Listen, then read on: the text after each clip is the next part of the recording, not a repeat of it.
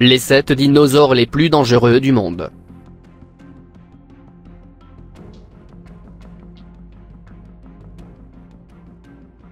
Numéro 7. Quetzalcoatl. Quetzalcoatl était un ptérosaure absarchidé qui vivait aux États-Unis, il y a environ 68 millions d'années, à la fin du Crétacé. C'était l'une des plus grandes créatures à avoir honoré le ciel. L'attraction principale de ce géant volant, dont le corps était recouvert de pycnofibres, était ses dimensions énormes. Il avait un bec très pointu et dépourvu de dents. Avant, on pensait que son cou était rigide et proportionné par rapport à son corps, mais aujourd'hui on sait qu'il était flexible, pouvant tourner sa tête jusqu'à 180 degrés de gauche à droite.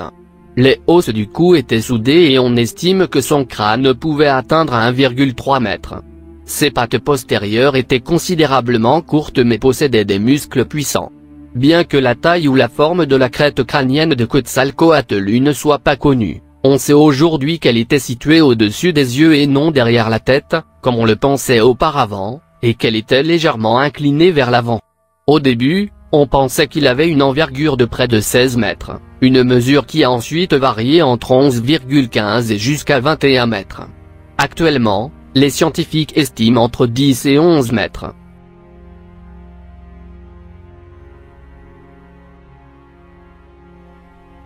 Numéro 6. Proceratosaurus. Proceratosaurus est un genre de dinosaure théropode originaire de l'Europe du Jurassique moyen. On pensait à l'origine qu'il était lié à Ceratosaurus, et on a découvert plus tard qu'il s'agissait d'un tyrannosaure primitif. Proceratosaurus est un carnivore relativement petit, à peu près de la même taille que Deinonychus. Il a un corps élancé et une crête caractéristique sur le museau. Le Proceratosaurus est un dinosaure social qui doit être gardé en petits groupes. Malgré leur petite taille, ils sont dangereux pour les hadrosaures et autres herbivores dociles et combattront d'autres petits carnivores. Ils peuvent cohabiter avec des herbivores cuirassés et des sauropodes.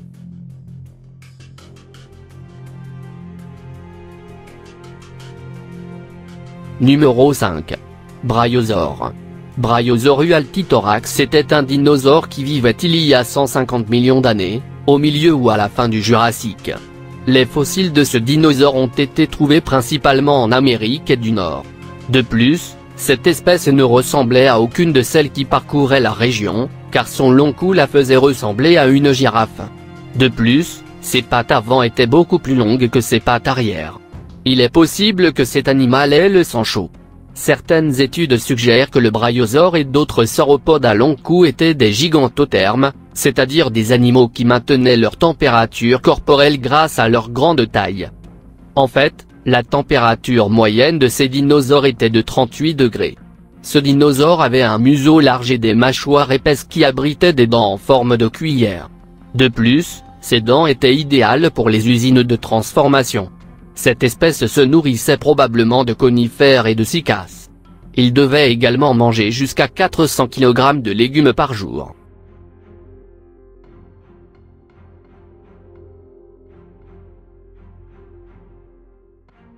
Numéro 4.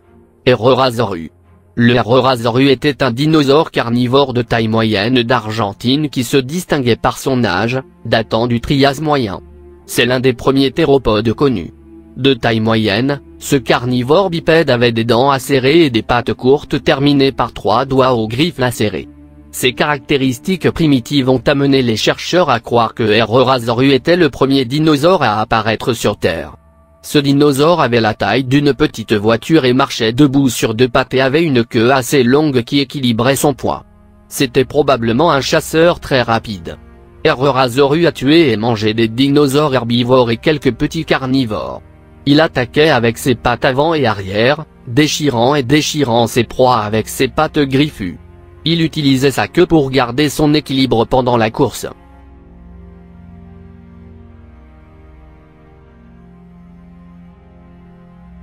Numéro 3.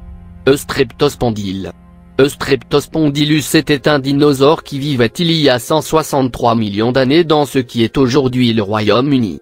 C'était un carnivore assez grand, la moitié de la taille d'Allosaurus, mais il était tout aussi mortel, pesant presque le même poids qu'un énorme lion aujourd'hui.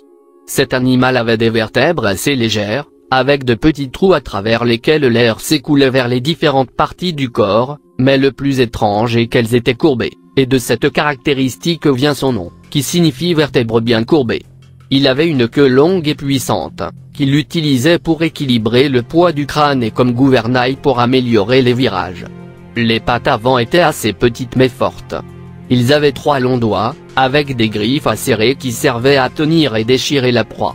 Il était carnivore, puisqu'il se nourrissait de jeunes sauropodes, de l'ornithopode Calovosaurus, du stégosaure Loricatosaurus, ainsi que de ptérosaures, de poissons et d'invertébrés marins. Il pouvait aussi avoir été charognard, notamment en mangeant des carcasses échouées au bord de la mer.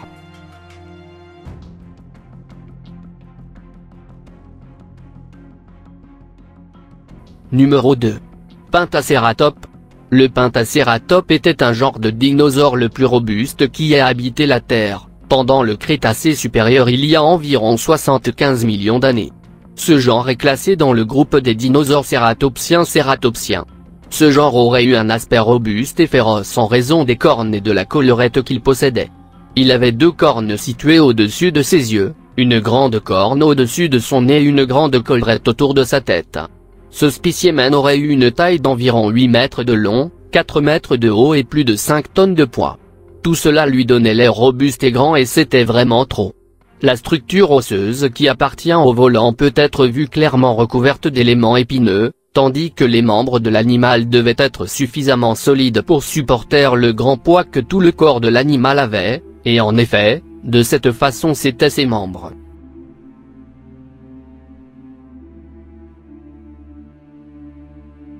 Numéro 1. Rugops.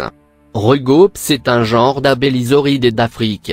Cet animal partageait une grande partie de sa nourriture avec son parent, le cryptope. Il avait un museau très court et robuste, avec des dents courtes et pointues. La forme du crâne vous montre qu'il avait une petite crête osseuse rugueuse au-dessus des yeux, d'où le nom de l'animal à face ridée. Les bras étaient très courts et inutiles. C'était un charognard la plupart du temps, mais dans certains cas, il avait recours à la chasse. Rugops était un carnivore mesurant entre 4 et 5 mètres de long et 2 mètres de haut.